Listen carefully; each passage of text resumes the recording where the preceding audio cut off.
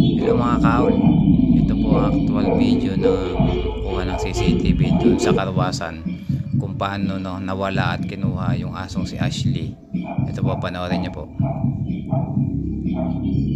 Ayan, kita niyo po yung lalaking lumabas na ito sa Karwasan. Karwas boy po yan.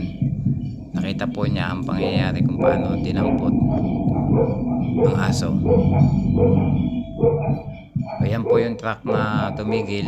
Nung makita po nyo yung aso na tatawid, pero hindi po makatawid dahil may mga sasakyan dumaraan. Tinigilan po ng truck na yan yung aso. At po sabay nung bumaba ang driver at kinuha po niya yung aso, sinakay sa kanyang truck. Talaga pong pangitang-pangita po sa video na intention po niya na hindi ibigay sa may-ari yung aso ng aking pinsan. Hindi lang po naplakahan kasi sa side po nakaharap ang CCTV.